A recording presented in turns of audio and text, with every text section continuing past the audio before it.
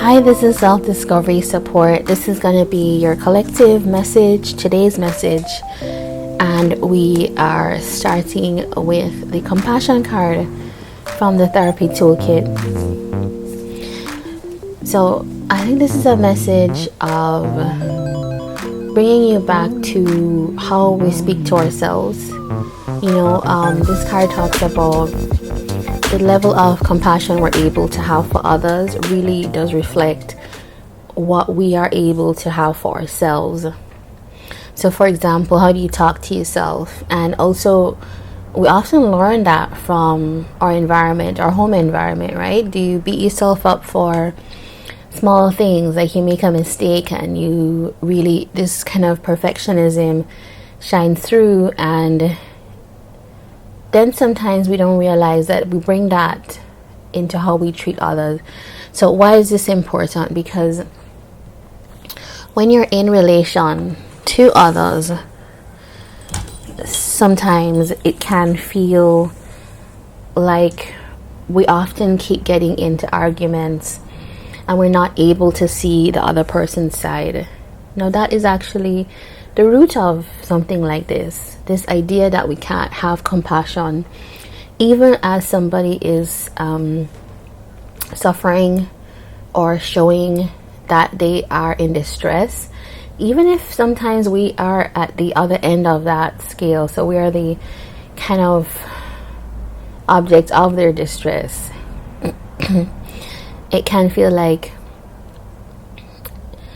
it's impossible for you to kind of let go off of your side long enough to see their side and to just acknowledge that they might be having a difficulty. And often it's something as small as that gives a lot of relationships, it snowballs into something bigger.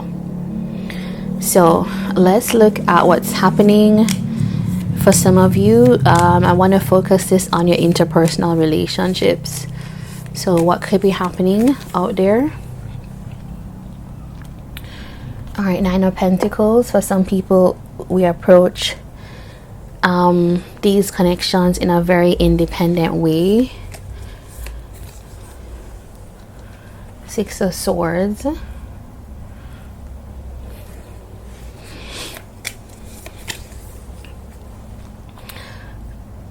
For some people, it forces you to kind of think about an ability to not have compassion for someone can often allow you to quickly think, well, I need to leave this situation behind. Another thing that we see here is with the King of Wands is you might be able to, when we don't have compassion, we can often foreground what we want in the situation, in the connection, rather than being able to see the other person's side, right? This Eight of Swords talks about being locked into a particular belief structure, like not being able to see beyond your own needs, your own thoughts. Let's get some more on the Nine of Pentacles.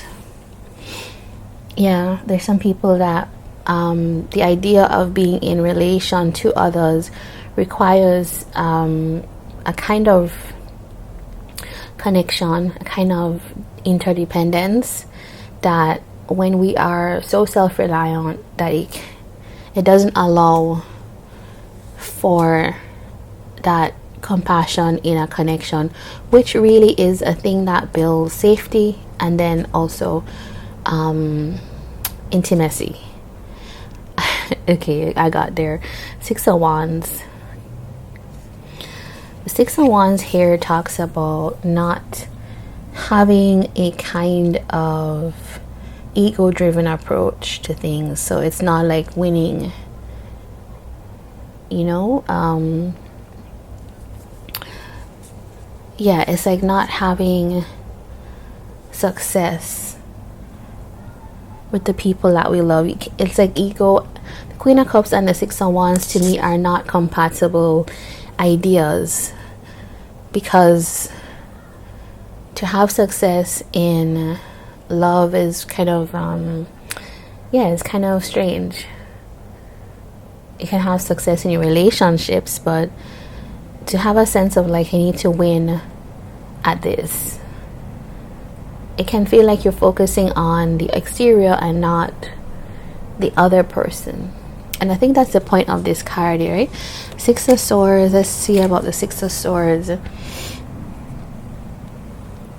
Some people here in connections might be moving on from very difficult situations and vices and toxic things that we bring into situations, and it does feel like compassion might be needed for that.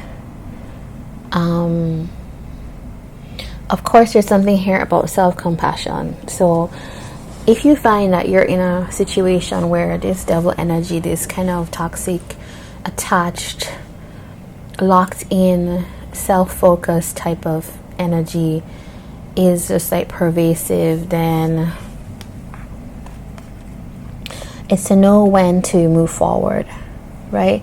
It's to know enough. You can have compassion for somebody and still move forward, because you shouldn't be drowning to save them. All right, let's get the King of Wands. Strength. It does take courage to be able to act of your own accord and agency.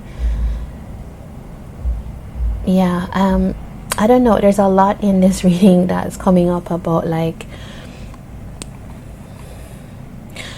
I don't know, moving on from toxic relationships with people who are domineering. For some of you, if that has happened to you and you find yourself alone, you find yourself feeling disconnected, remember, I think the idea of compassion here is that it's like having it for yourself, because there's things that you couldn't see, and it's just time to, I think compassion is a part of grieving and a part of moving on. So if you can have that kind of forgiveness of self and understanding of why you do these things or why you make certain choices, you can move on, you can move forward. So yeah, this is what I have for you in today's message. So I'm wishing you all the best, and do like, comment, subscribe if this resonated, and I'd love to see you on another video again.